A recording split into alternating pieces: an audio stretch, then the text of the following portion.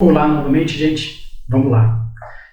Já tinha um vídeo, né, que falava sobre o sociólogo Sérgio Buarque de Holanda, o historiador Sérgio Buarque de Holanda, e também Gilberto Freire. Então vou falar um pouquinho agora aqui do Florestan Fernandes e do Darcy Ribeiro. Muito bem. Para nós, o que importa falar do Florestan Fernandes? Ele vai refutar, obviamente, a ideia de democracia racial. Não tem democracia racial no Brasil. Existe um racismo estrutural. Pesquisas foram feitas a esse sentido, a esse respeito. Porque alguém pode falar, mas assim, isso aí, democracia racial, como assim? Tem aquele jargão, né, que diz, olha, melhore o público que você atinge todos. Você atinge o preto, o branco, você não precisa nunca de cotas e favorecimento para ninguém. O Florestan foi a campo e viu que isso não era uma grande mentira. A educação não iguala as pessoas. Pobres dentro do mesmo grupo social, sendo brancos e pretos, eram muito diferentes. Tinha um tratamento muito diferente no mercado de trabalho, das instituições de segurança pública, dentro da própria comunidade. Pretos, sendo pobres tanto quanto os brancos, às vezes tinha até branco mais pobre. É os que estavam mais sujeitos à violência do Estado, a estupros no caso das mulheres, ao desemprego. Porque quando você vai pedir um emprego, você não consegue mudar a cor da sua pele, dos seus olhos. Então, ele percebeu que havia no Brasil um racismo que é mental. Não precisa de lei no Brasil para você excluir pessoas. É no tratamento, é nas vivências. Esse que é o racismo estrutural. Não há democracia racial no Brasil. Se não há, por exemplo, diferença entre as raças, vai perguntar o Florestan Fernandes, como que você explica então tanto desemprego que recai mais sobre os pretos do que os brancos? Quantas pessoas que estão nas cadeias, nas instituições de recuperação, na marginalização de etnia africana, descendentes de africano, afro-brasileiros, muito maior do que os brancos. Tanta violência policial, mortes de jovens pretos, muito maior. Como você explica tudo isso? Sempre os números ruins, controlados pelos pretos, e as lideranças das empresas, da política, da alta sociedade, geralmente são brancos. Como você explica isso? Se existia uma democracia racial, a culpa é dos pretos. Por quê? Eles não tiveram mérito suficiente para chegar onde os brancos chegaram.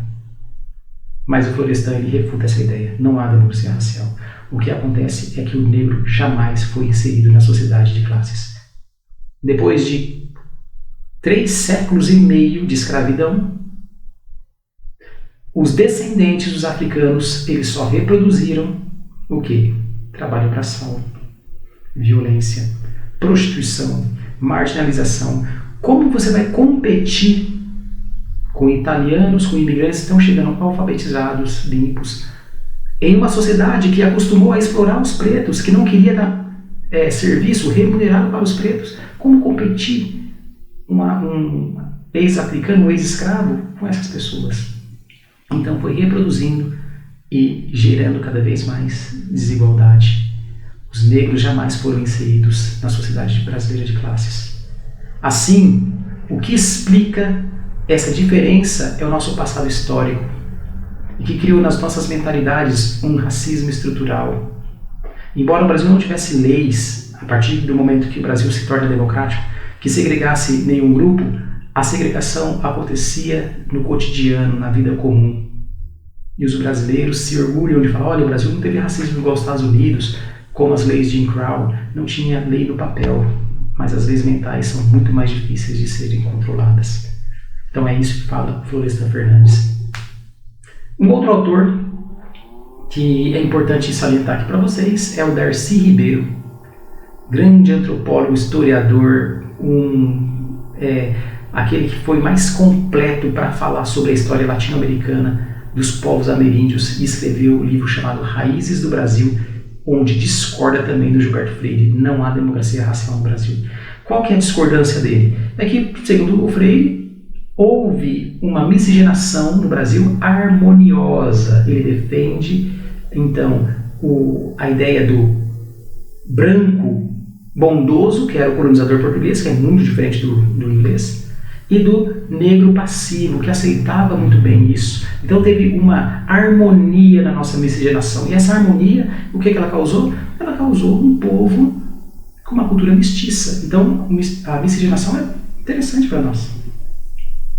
Então ele rompia, né, com aquela ideia do século XIX, que o Brasil era atrasado, porque tinha muitos mestiços, muitos pretos e tudo mais. Ele rompe com isso, o Gilberto Freire.